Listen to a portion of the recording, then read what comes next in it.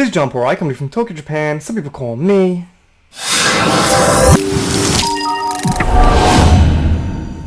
Just when I thought Tim Miller was gone and Dark Fate news was kind of settling down, looks like Tim Miller threw a little kind of fit or something, and now he's blaming James Cameron. You know what? When they make some woke movie, the thing fails, some of the characters are terrible, the plot's terrible, they start blaming each other. Let's take a look at this article. Hilariously, Tim Miller won't work with James Cameron again after Terminator Dark Fate Control clash. Yeah, Cinema Blend has a bunch of advertisements, but let's just keep going.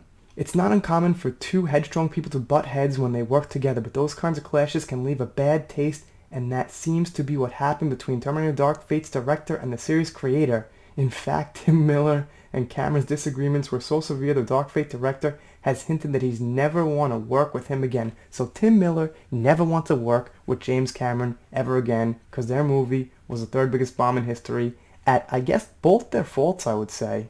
Despite the franchise's best reviews in years, Dark Fate has proven to be a major disappointment at the box office, which is kind of the important thing for a lot of these people. Tim Miller sat down with KRCW to reflect on the movie and what went wrong, and he had plenty of opinions to share. He had a unique challenge on his hands to revive the franchise but turn back the clock a bit and make a direct sequel to T2, ignoring all the later chapters. Dark Fate had a strong buzz from the beginning since it brought back franchise stars Hamilton and Schwarzenegger as a producer on the film. James Cameron also returned and took on his first hands-on role in the series since the early 90s. He had a strong vision for where Terminator Dark Fate should go, which often was at odds with Miller's, and he explained that he had some intense disagreements regarding everything from major plot points to minor pieces of dialogue. As a result, Tim Miller was blunt when asked if he'd work with Cameron again. I can say no, but it has nothing to do with whatever trauma I have from the experience. It's more that I just don't want to be in a situation again where I don't have the control to do what I think is right. I got an email last week from Jim who said, I know we clashed a little bit. I put it all down to two strong creative people with differences of opinion, and I think that it made the movie better. I'll be back in LA in December. Let's go get a beer. So, alright, let's go through this for 1 second here. So Miller says that he had problems or disagreements with minor pieces of dialogue. Now, minor pieces of dialogue, or dialogue in general, I don't think are going to make a movie bomb, okay? If this was good, let's just say they did what a lot of fans want. Let's say Danny wasn't in the picture, the Terminator action was good, Linda and Arnold and John Connor got together for one kick-ass movie. If the dialogue was bad, we'd be like, well, the movie was great, dialogue was a little bad, but so what? That's just how it goes. I mean, look, some people are more harsh than others, but I'm of the opinion that dialogue is one of the lesser important things. It's important for the overall mood and everything, but if you get my drift, I don't think people would have been really enraged like they were about John's death if it was just a matter of bad dialogue.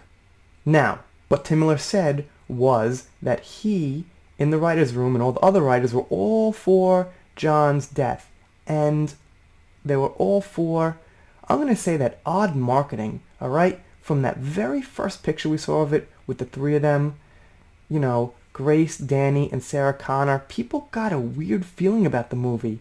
Yeah, it had hype, but it also had a lot of skepticism around it. If they marketed the movie a little better, that might have helped. Again, he gives the excuse about how disappointment for future movies hurt this movie. I don't buy that shit one bit. I mean, you know, if this was really good, we'd just be like, man, that was so much better than the other ones. You know, we wouldn't be like, well, this was so good and the other ones are so bad, so it makes this worse. That just doesn't quite make sense to me. And they hilariously say it's less certain where the Terminator franchise goes from here, and that is very, very uncertain, I will say. And I just want to take you guys back one little step in time where Tim Miller had to bash on the fans. He had to call us sexist for not liking Grace and how she's going to piss off misogynist, manly man babies or whatever, kind of like Ryan Johnson. You know what? That put a bad taste in a lot of people's mouth too. Why doesn't Tim blame stuff like that? Blame himself a little bit. Instead of having this conflict, you know, between each other, why don't you look at what Tim was doing in the media? He was acting like an ass. How about that, James Cameron? Blame it on that. They always blame it on these creative differences and things that don't really matter so much. Anyway, you guys let me know what you think of this. I'm doing shoutouts, special thanks, things like that. Do a shoutout right now. Shout out to JP4, he's been supporting me on my lives. Thank you very much. Got a channel, over 600 subs, maybe check him out. If you're not subscribed here, click the subscribe button, smash it, press it. I talk fast, I mess up endings. Who cares? See you next time.